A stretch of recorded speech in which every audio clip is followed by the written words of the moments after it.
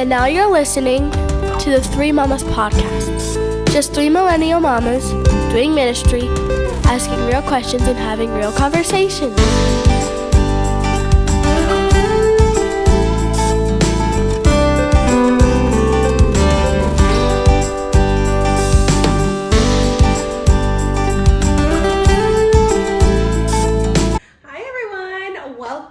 To episode 3 of Three Mamas. Woohoo! We're episode 3. 3 episodes in. This is so exciting. No. Yeah, it's exciting. Still nervous though. Yes. So this week we are going to be talking about parenting styles. No judgment in the room. No judgment zone. Judgment-free zone. So I'll go into the first part of our topic. Sherilyn, what are 3 things that you take from your family parenting style? What was your family parenting style like growing up? So I will say that I feel like younger was very much like you're a kid that's seen it, not heard. That's very Hispanic. It was like respect your elders. You don't ask for things. You sit still and don't run around.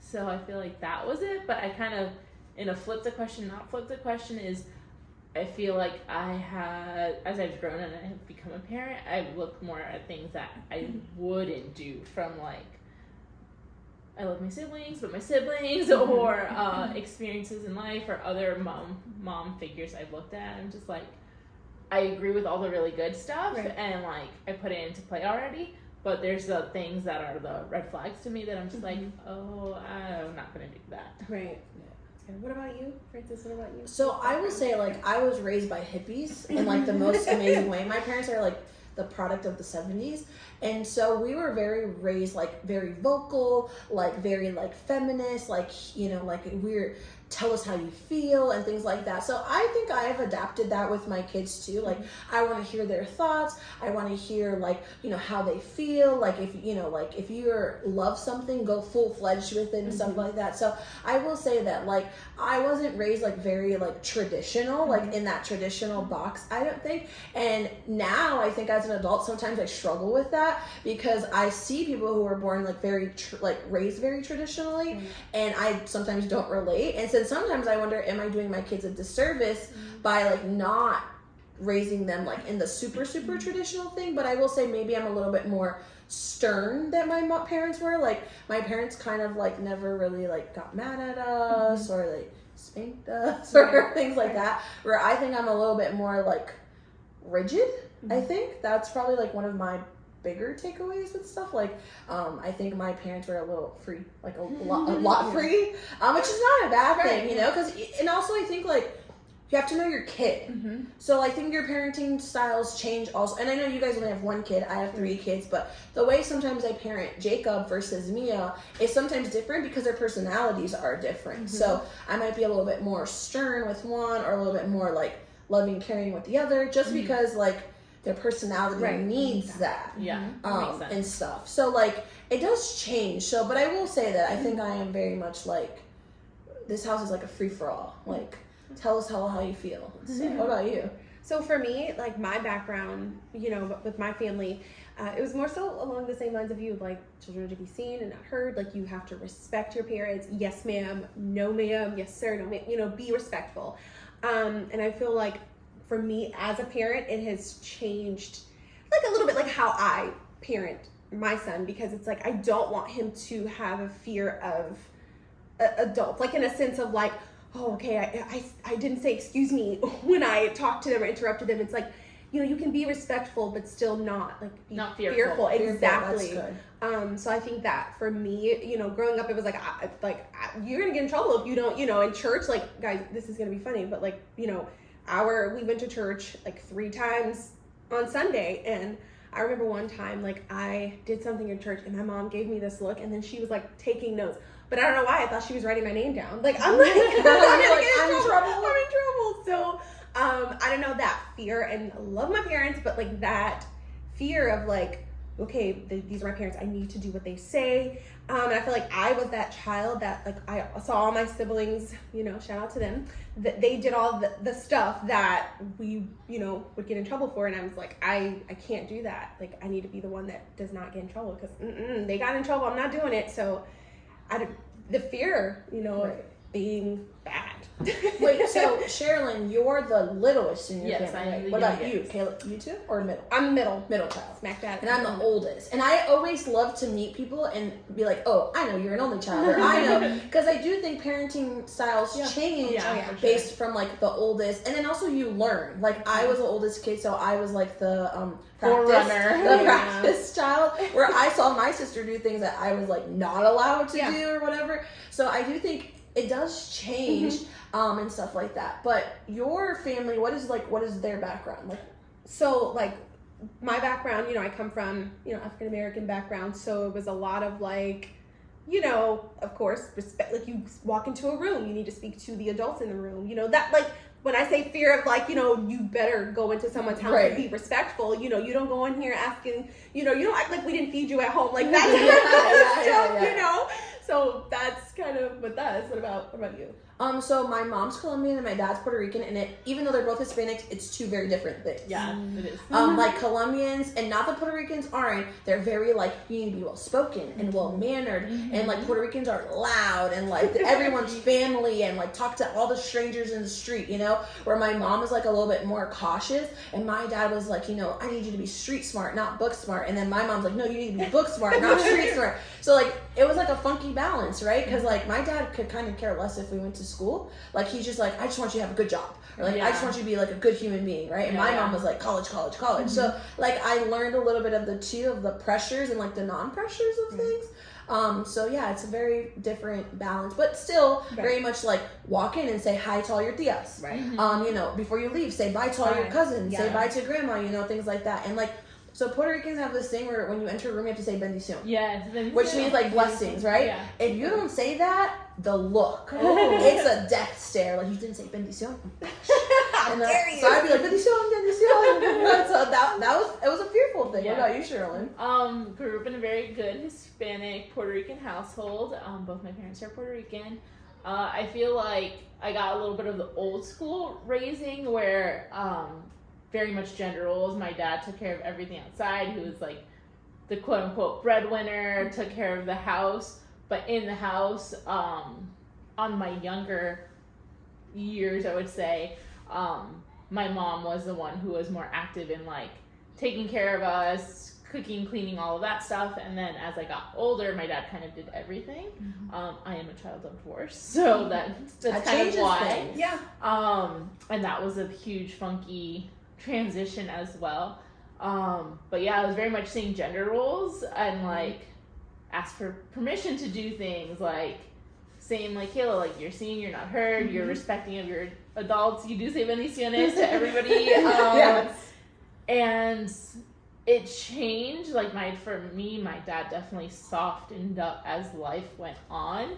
I always laugh because I always joke with my dad that the first birthday party he took me to, like a kid birthday party, was when I was 16 years old for like a family friend of ours, and I was like, oh, this is the first time like you're taking me to something, just because it was such an old school style of upbringing that it was very much like my parents' generation, how they were raised. They brought that into the way they taught us. Right. So having been raised like that, what do you think like you didn't bring into your style of parenting? So for me and like my household, me and Trevor do everything together. Like we are 100% like tag teamers. Like yes, there is certain things that are gender roles, like I'm not going to go outside and try to fix things because I will break things more than fix. The yard?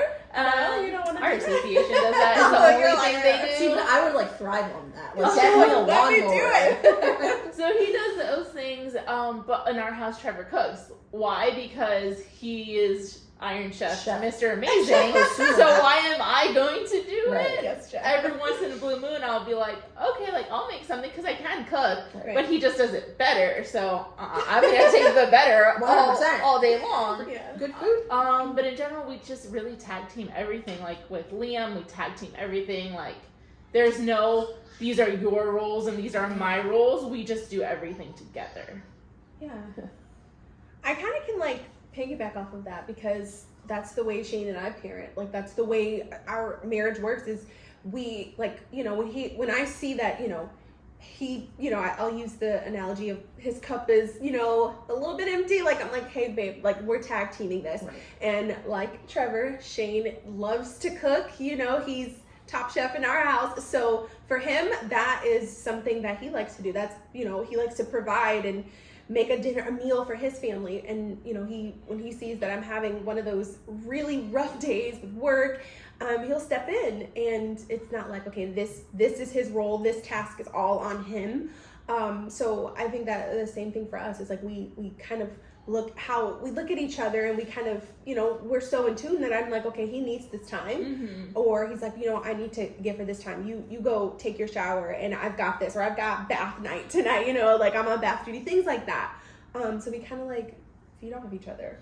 So I will say my house is a little bit opposite. So I grew up, my dad was a stay-at-home dad. My dad was retired from the military, so he just had the ability to take care of us. And my mom technically in that season was like the breadwinner. So when I got married, I kind of wanted like a very traditional like marriage, even though like I saw so many things and from my parents, and I'm like, that's awesome. My dad was the one who took care of me in the 90s, which is like unheard of, right? But Super ahead of his right. time. So, but growing up, like that was very hard. Like your dad's the one that brings you to school, not your mom, and like they didn't understand that. So I think growing up, as I got older, I kind of craved a little bit of like that traditional role. Yeah. I might have shot myself in the foot with that because when I did get married, I was like catered, like I'll cook for you, I'll do the laundry, I'll do all of this, and then I got burnt out. Like that's just the truth. Yeah. And my husband has a very hard job. He works like 7 days a week if he could, you know, like that's just how it is.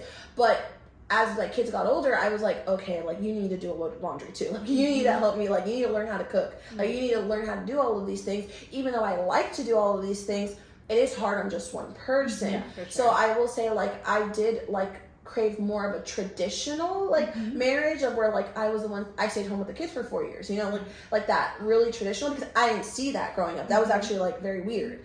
Yeah. And so for me, I was just like, yeah, like that's what I want. So I think I tried to bring that, but Trevor's so like independent on his own. I feel like because it just, his upbringing was like, I'm just going to do these things. His mom first season went to school and she started nursing and all this stuff. So he was just like, oh, if I want to like have a better standard of food or this or that, like I'm just going to do it myself. Right. So when I tried to be like super wife and be like super like 1950s, like I got this. Yeah. I'm gonna cook. Yeah. I'm gonna do your laundry. I'm gonna do this. It was much like, no, I got it. So I was like, That's after good. I feel like after a few months, I was like, you do got it. Like it's all yours. Have it. No, I feel like I'm like, me too, Geraldine, but like, that's how, like, Shane is that's pretty much how, you know, he was raised. It's like, if you want to do, like, you can do this, you know, and you want to eat something, like, you're going to make your meal and you're fine. So when we first bought our house, I was like, I'm going to be that wife. I'm going to do this. And I got burnt out, but Shane was doing football at the time, and then he, you know, retired from coaching. And it was like, what? I got it. Like, it was like, at first I was like a little offended, like, you don't want me to do this for you? Right. And he's like, no, I'm capable. I can do this for you. It's Right. or I can do this for myself. It's fine. So I feel like it's the same in the sense of like, you know, for us, but there are some times though that like when he's cooking, I'm like, hey, like I want to make a meal. Can I do that? You know? Yeah, But- Merlin, Alaska learned that because we burn water. And so I will say I have very good parents, and anybody who knows my mom loves my mom. She's just like the coolest person on the planet. Yeah. So I think, I'll be honest, the way I saw how my husband was raised, made me want to kind of raise my kids differently. And I don't say that with offense, but it was very Latino, like, he's the only son, let me cater to you, like, your only responsibility is to financially provide for your family. But he didn't know how to do he didn't know how to do all of these things. So when I had Jacob, I was like, it is super important to work, but it's also super important to learn how to do these, like, basic things. Yeah. So I always joke, I was like, for a season, I felt like I was teaching 3 kids how to do things, you know? Like, and stuff like that. And, like, great provider, but didn't have house skills. So seeing that, I was just like, okay, now with Jacob and even Jonah, like, you need to help like in your house so that the day you get married, you can say like, I can make this meal, I can do the laundry, like, I can help you pick up the weight. Sure. And even my husband's like, now, like, we've grown so much together, and now I know the things you need, but I was never taught any of these things. Yeah. And so that's really, like, one of the things where I learned, like, I would do differently with my sons. Because I think Hispanic girls are taught, like, Stepford wives, cook and clean and do all of these things. So, like, we got that down pat, but the sons are just, like, lacking in that apartment, right? They just our little baby boys. Yeah, like, our babies. And, like, even still, my mother-in-law treats my husband like he's a child. Like, what do you want to cook? Like, what do you want to eat? And I'm like, he's grown. He can take care of He's himself. got it. Yeah. So I think one of the things we were talking about earlier was what is something that you learned maybe. So this is my third preface, right? These are I have 3 kids, but you guys are first-time moms. Yeah.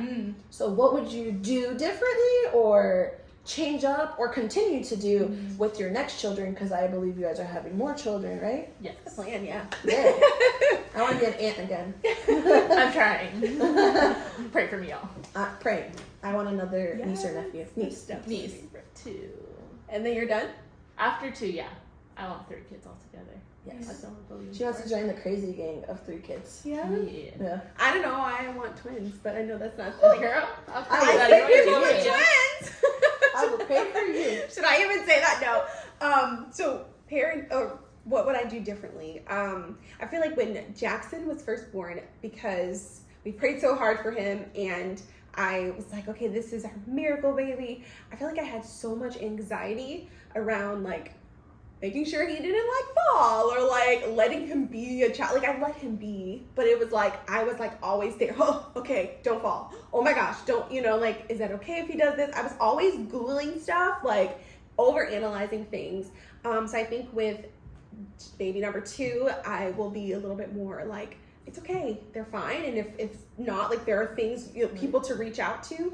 So not as, like, And babies don't come with, like, a manual. no, they don't. So I think it is normal, and in our society of millennials, we get overload of information. Oh, so it's like, oh, my kid has a red dot, Google, like, WebMD, everything. There's so so many I pages. think that's like Yeah. a normal reaction, and then the next time you get in the game, like, now you know, like, Yeah. this is this, right? So I think, like, that's a good thing. Do you ever feel like you were ever, like, mom shamed or anything for any of the things that you did?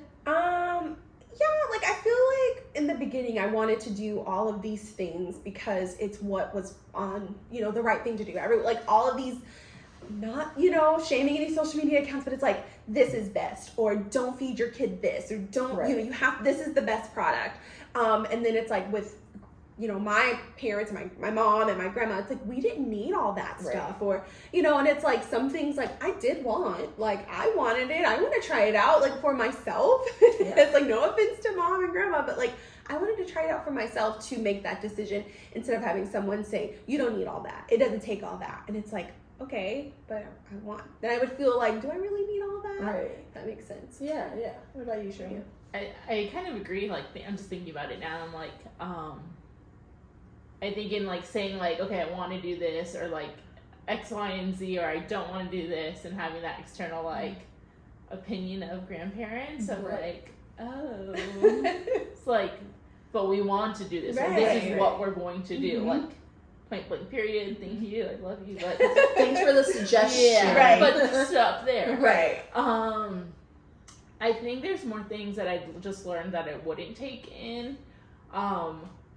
like, if my sister's listening, she's gonna know exactly what I'm talking about, because everybody kind of has made fun of her for it, but my nephew is super picky in eating. Right. So, like, I think that's something that Trevor and I, as food people, like, had him super traumatized, where he's like, my kid needs to eat everything, like, you're not gonna be a picky eater.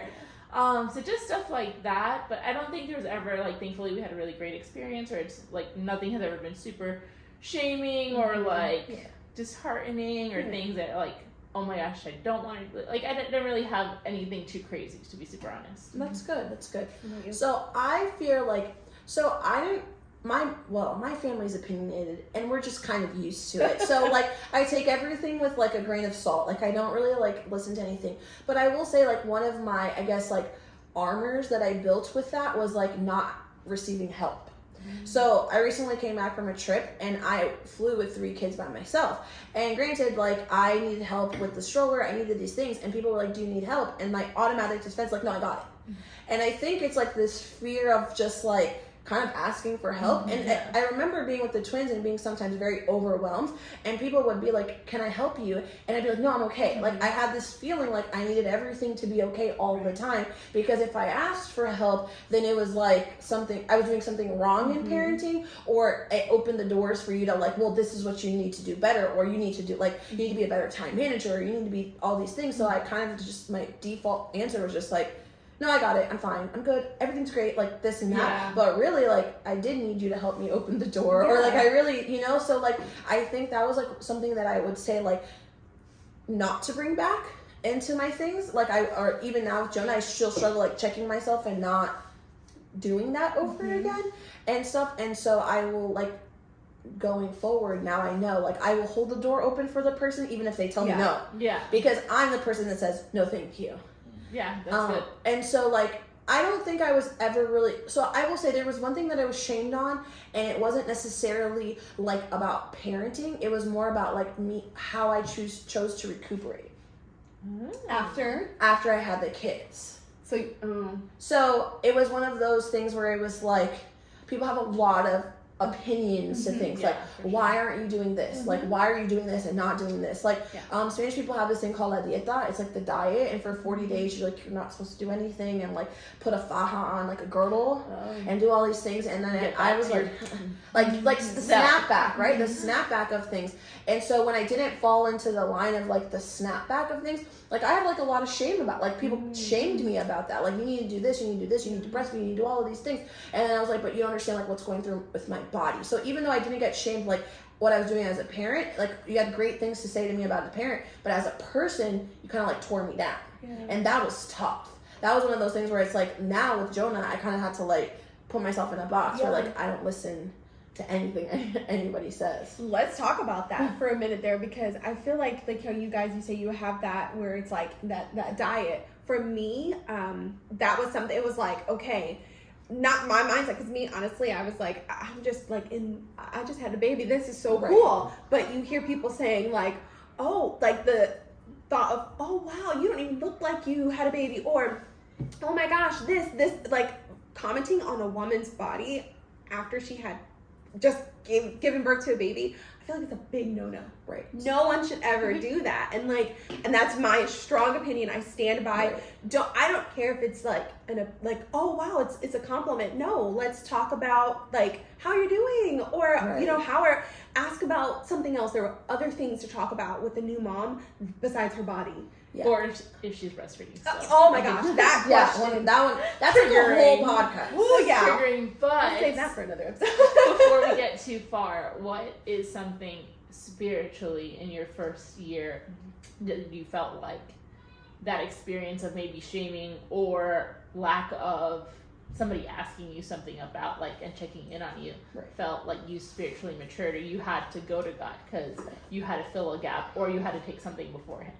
So for me, my kids were NICU babies, and so I felt like I had this community of people around me, but that nobody checked in on me. And so it was very hard to be in this isolated state with 2 newborn babies, and then I didn't feel, so I really had to, like, get close to God, because I realized in that season that I put value on friendships and maybe not so much on God, right? Like, and then when those people didn't check on me, I felt like let down or things like that. And so that was really hard because I was put all this effort in like, you know, like making these friendships, and then nobody kind of reached out to me, and then I felt sad, and then I had to learn to like, well, one, like love these people again, and then when they had kids, you know, a come to Jesus moment, I'm like, man, I didn't do a good job with you, like I'm so sorry, like now I know how that feels, and that was really tough for me because, you know, mommy blues, postpartum, that's like a real thing, and then you're all of, you know, you just gave birth. That's traumatic. Now you have kids that are in the NICU. That's traumatic.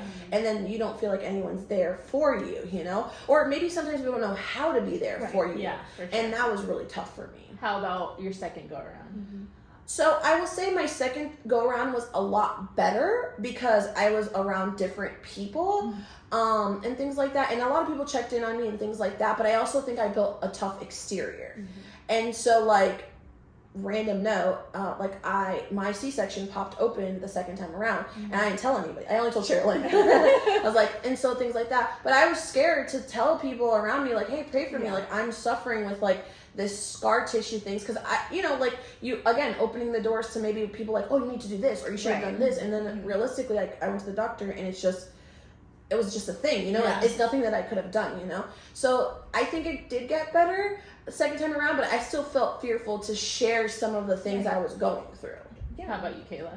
I think for me, one of the things was kind of the same thing with like, at the time that I had Jax, I was one of the first of my friends to really have a baby, so they didn't really know how to, you know, be there until after they had their babies, and it was like, hey, like we actually had that conversation, like I didn't realize, like you, and like I shared, oh, you know, during that time I was going through baby blues, I was going through this, and it was like, I didn't even know, you know, and so I had to, again, like be that person, like they didn't know, so I can't fault them, and so for me, a lot of it was just like trusting God and just knowing that like what I was feeling, just, you know, first of all, like talking to Shane and talking to God and praying and having a partner that is there to pray with you when you're like at your lowest and you don't know why, you're like trying to figure it why. We, you know, would pray about it. So I think just trusting God through the process of knowing like, okay, he's got me, you know, we're in this together. Even if I didn't have those friends, I had my husband and I had my, you know, my family, my mom, my mother-in-law to call on, my sisters, but for me, just like trusting God and knowing like, okay, we're going to be okay. This is, you know, I just need to trust him and know that he's got me. So, yeah, I think for myself, and I just go back to like the very early newborn phase during my maternity leave. And I think there's two things that really stood out to me was one, kind of having a loss of identity with going back to work, because in work I was in a transition of I was leaving the place or area that I was of what I was doing, and I didn't know what I was going back to, and then that instilled a little bit of insecurity because I just felt like loss of identity, like I'm a mom now, that doesn't change anything, but it changes things. But people, and then like, it felt like people moved on. Yeah, like it felt like when I would go back, like what was I going back to? And there was just a very brief moment. It wasn't very long, but like I just would cry and be like, God, like I don't feel seen, and I don't think that's anybody's fault. It was just a feeling that I felt, and I was just like, I don't know what I'm going back to, and that was really scary. And then one, again, super small moment, but those were the most significant that would always pop up, where like in Liam meeting one of my family members, a lot of old feelings came back that I was just like, holy moly, like I didn't know that was something so deep inside of me still. Like I thought I already processed that, but I think just another level opened again. And I just felt like, man, I was pulled right back to being a little kid, experiencing the same thing again. And that was really rough. So not knowing that those emotions come out and those things, just really leaning on God and saying like, God, like you see me and you know me and you know what the future has for me. And same, like for us, we prayed for a really long time for Liam. You know, we were told it was going to be hard and just all this stuff. So, like, yes, you have this awesome little miracle nugget. And then, like, once you get them, I feel like for us it was like, awesome, we got him. Yeah. Like, for me, I didn't worry so much about the after, but then going into the next phase, like, I feel like if you've ever prayed for something so hard, and then you get it, or you walk through that phase, you're kind of like, what now? Yes, exactly. Like, what next? What do I do? So when I got to the what next, I felt a little bit of loss of identity because when I get back to work, what was that going to look like for me? And then experiencing someone, meeting him, and like this can of worms opened up inside of me that I didn't even know was there, was like, oh. Yeah. So I think, like, to throw on my therapist hat, right? Like, for a second, right? I think motherhood does two things. It brings back a lot of, I hate to say traumas because not everything's a trauma, but some wounds or muscles that you didn't like use in a long time. But it also is like a new identity journey because now you are responsible for this whole human being and things like that. And then also you're navigating your job, your purpose, your things like, you know, your instinct is to be like full force, I'm a mom, but then you also were a person before you were a mom. Yeah. So it's navigating that balance of like, now I have this other role, but how do I not lose of this? Or maybe that's not what I want to be anymore. I want to be this new thing. So it's like navigating all of these different things. And then like, for me, sometimes when my daughter comes up to talk to me and tells me certain things, you know, she has a struggle with her hair. I remember being like that kid who struggled with being a natural haired kid, and my mom had straight hair and didn't know how to do my hair. But now I know how to do her hair. So it's like certain battles that like I kind of face, I can now kind of like help my daughter go through, but then I also like empathize with her and I feel those feelings. So, you know, that's part of motherhood. And I know that like we're coming close to this episode. I know we have a great topic next week. Yes, it's gonna be good. We have a giveaway going on social media. Do you want to talk to us about the giveaway? Yes. So we have our giveaway that we're going to be doing. What are some of the things? So we're going to be giving a ticket to our women's conference that we have coming up. Her story. I'm super excited about that. And then we're going to give We have a conference merch coming up. So if you look at our episode next week, we're going to actually be wearing our conference merch, and Yes, you can you actually have to win that and things like that, which the giveaway might be closed, but we'll see. Rock And then we're yours. also going to pay for babysitting. babysitting. For one person's babysitting. I also know that we have a newsletter. Yes, our newsletter is out. We sent our first one today, the 12th, and we're really excited that you guys got to see that. So definitely subscribe to that. And subscribe to YouTube. YouTube, yes. Follow us on Instagram. Coming shortly, soon will be our Facebook group. Yes. So all social media platforms you want to get connected. You don't want to miss out. Guys, and so also we want like feedback. I never know how to close this thing. And that's why I was like looking Like, how do we close this thing? So maybe you guys can give us suggestions on like. I got it. You got it? So long. Farewell to you, my friends. I think it's copyrighted, but okay. Until we meet again. We're out. But yeah, maybe some suggestions on how to close this thing a little bit What better. should our ending be? Yes. So love you guys. Bye. Bye.